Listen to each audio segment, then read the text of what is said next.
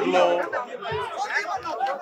ఉగ్రవాదులు చాలా కిరాతకులు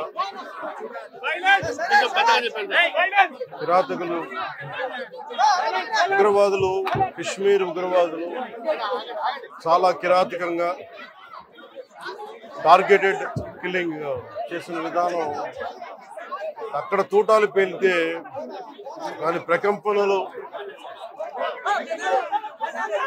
దేశం నలుమూలలకి వెళ్ళిపోవడానికి ఈరోజు మధుసూదన్ గారి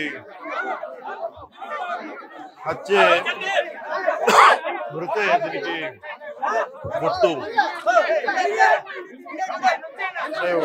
ఇందాక కుటుంబ సభ్యులతో మాట్లాడాను. వారి క్షణంలో అడుగుతుంది, వాళ్ళు ఇంకా నమ్మశక్యం లేని పరిస్థితిలో ఉన్నారు. ఒక్కొక్కరిని వాళ్ళ ఇవి కొన్ని వాళ్ళు చెప్పినవి మీడియా ముఖంగా కొన్ని చెప్పడానికి ఇబ్బందిగా ఉంది నాకు. ఎందుకంటే ఉద్దేశం వాళ్ళ ఏ ధర్మాన్ని ఆచరిస్తారని చెప్పి చాలా కోల్డ్ బ్లడెడ్గా నిర్దాక్షిణ్యంగా చంపేశారు. అది అన్నీ నమ్మి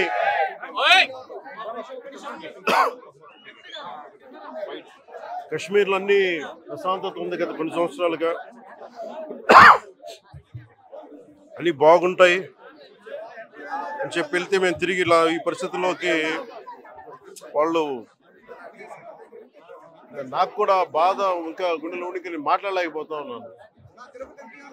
ప్రత్యేకించి దీన్ని రేపు కానీ ఎల్లుండి కానీ ప్రత్యేకమైన సమావేశం మంగళగిరిలో ఏర్పాటు చేస్తాం. ఎంత కిరాతకంగా ఎంత దారుణంగా చంపారు వాళ్ళని. ఈ సమయంలో వాళ్ళు అడుగుతూ మేము ఆత్మగౌరవం ఉన్న వాళ్ళు మేము నిజంగా ఇక్కడ ఏదో ఒక ఎక్స్గ్రేషియా ప్రకటించడానికో లేదంటే దీనికో రాలేదు. నిజంగా ఉగ్రవాదుల దాడిలో ఇది రిపీటెడ్గా, ఎందుకంటే నేను 86 నుంచి 89 వరకు నేను కాశ్మీర్లో ప్రతి సమ్మర్లో అప్పుడున్న పరిస్థితుల్లో షూటింగ్ వల్ల వెళ్ళేవాడిని, నేను పనిచేసేవాడిని. సో నాకు పరిస్థితులు తెలుసు. నాకు మళ్ళీ తిరిగి అలాంటి పరిస్థితులు పునరావృతం అయినది చాలా చాలా బాధ కలిగిస్తూ ఉంది. కొన్ని అంశాలు ప్రత్యేకంగా ఆవిడ తెలియజేశారు. వారి అమ్మాయి కానీ వారి అబ్బాయి కానీ వాళ్ళ పడ్డ క్షోభ చాలా చాలా వివరంగా తెలియజేశారు. ఎంత సాడిస్టిక్గా, ఎంత మెథాడికల్గా, కోల్డ్ బ్లడెడ్గా చంపేశారు చెప్తుంటే అసలు కడుపులో బాధ ఉండలు చుట్టుకుపోతాం. అందుకని ప్రత్యేకించి ఈ సందర్భంలో కాకుండా సమయం అవుతుంది అన్నారు. అందుకని ప్రత్యేకించి మళ్ళీ నేను మంగళగిరిలో ఒక మీడియా సమావేశం ఏర్పాటు చేస్తాను. రేపు కూడా వైజాగ్ వెళ్తున్నాను. వెళ్ళి వారిని కనుక్కొని ఒకసారి ప్రభుత్వం అన్ని రకాలుగా భరోసా ఉంటుంది, అది మీకు తెలుసు, చెప్పక్కర్లేదు, ఖచ్చితంగా చేస్తుందని సందేహం లేదు. కానీ ఇది more than ex gratia, more than డబ్బుల కంటే కూడా బాధలో మీకు తగిలిన ఈ వచ్చిన ఇబ్బంది కానీ, ఈ గాయం కానీ, అంటే మనిషి చనిపోయారు కానీ ఈ జ్ఞాపకాలు చిన్నపిల్లల ముందు జరిగింది, కూతురు బిడ్డ ముందు జరిగింది.